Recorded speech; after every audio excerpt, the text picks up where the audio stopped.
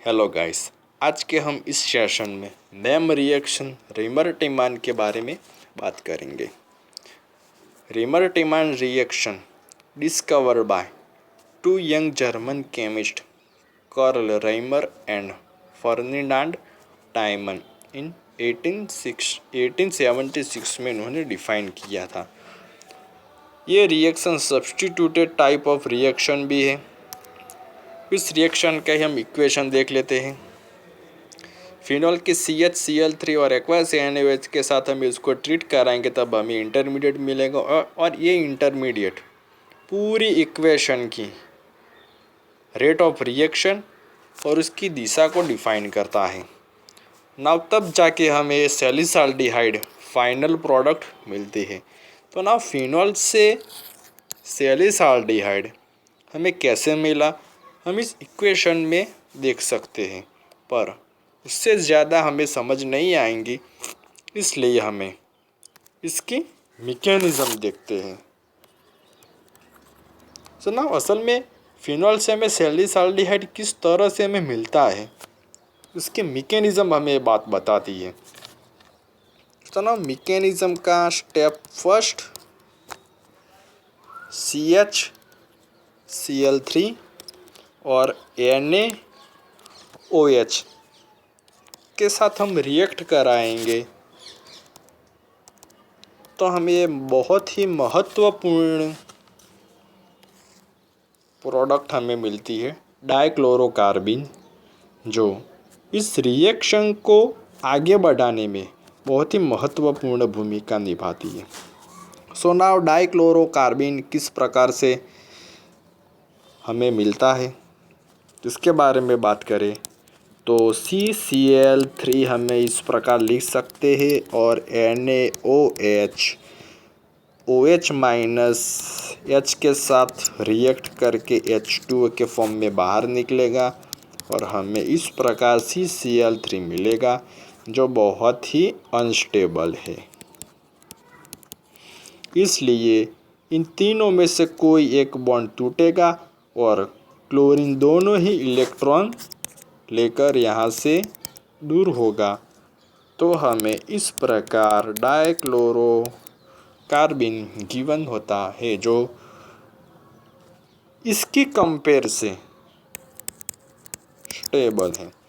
ना किसकी कंपेयर से CCl3 की कंपेयर से CCl2 स्टेबल है, तो हमें ये मिल गया। ना अब सेकंड स्टेप में ये बहुत ही महत्वपूर्ण भूमिका निभाने वाला है। सबसे पहले हम रिएक्ट कराएंगे फिनॉल की, किसके साथ, ऑब्वियसली NaOH के साथ।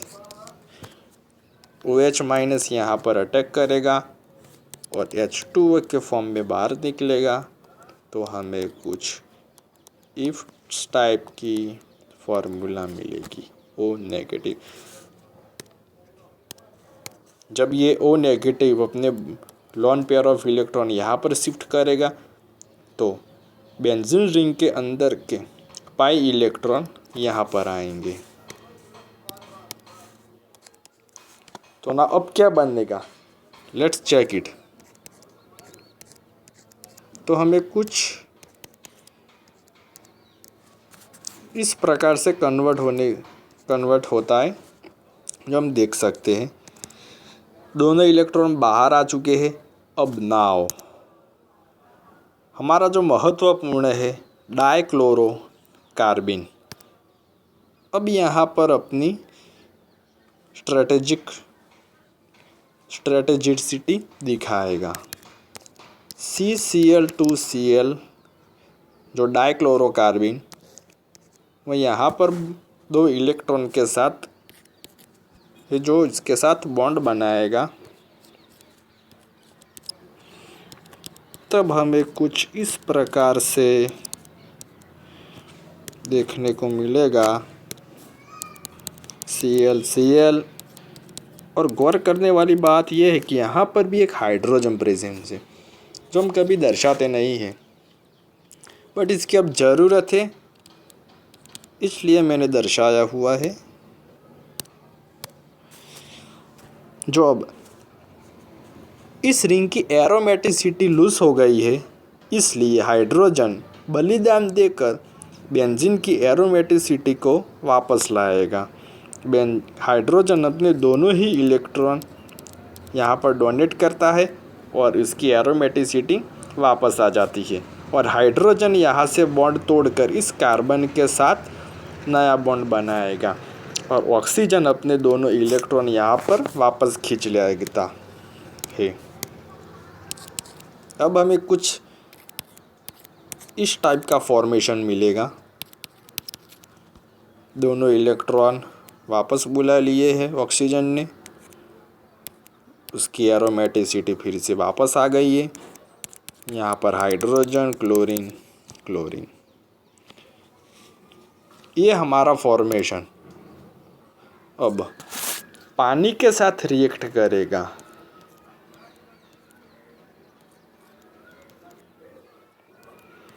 O-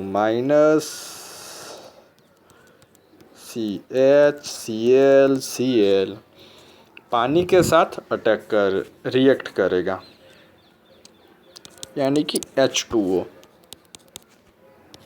हम उसको इस प्रकार से लिख सकते हैं H+ and OH-। Now 2 mole of 2 mole of 2 mole of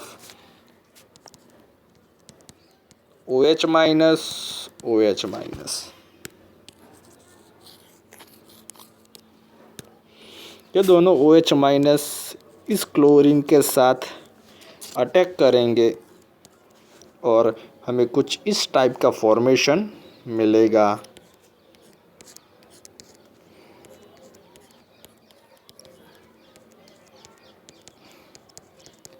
अब यहाँ पर क्लोरीन की जगह OH- नेगेटिव आयन जुड़ चुके हैं और ये दोनों क्लोरीन दो H+ के साथ मिलकर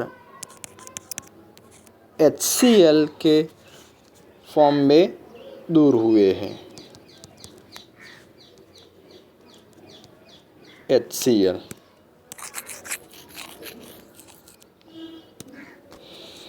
अब क्या होगा, यहाँ से H2O यानी कि पानी अब दूर होगा।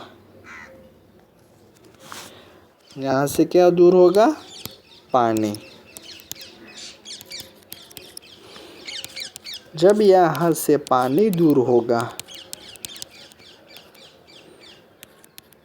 यहाँ पर हाइड्रोजन 8 एसिड, अब एक ही ऑक्सीजन इसके पास जुड़ा है तो ये बॉन्ड यहाँ पर शिफ्ट होगा डबल बॉन्ड के रूप में और ये हमारा एल्डिहाइड ग्रुप है। क्या है, CHO एल्डिहाइड ग्रुप है हमारा। अब पूरे के सॉल्यूशन में H+ तो होगा ही कहीं ना कहीं।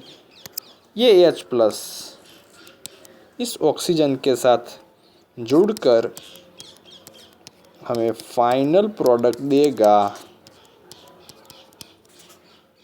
सैलिसाल्डिहाइड।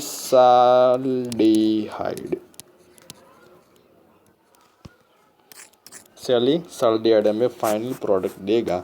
तो उसका ये है मैकेनिज्म।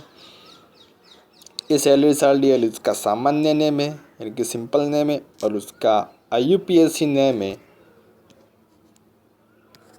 2-हाइड्रोक्सी। ये है बेंजाल्डिहाइड, 2-हाइड्रोक्सी बेंजाल्डिहाइड उसका IUPAC नेम है। तो ये है पूरी रीमर-टाइमर रिएक्शन और उसका मैकेनिज्म। तो दोस्तों, वीडियो अच्छी लगी तो लाइक, शेयर और चैनल को सब्सक्राइब ज़रूर कीजिएगा। तो फिर मिलते हैं अगली ही ऐसी नेम रिएक्शन में।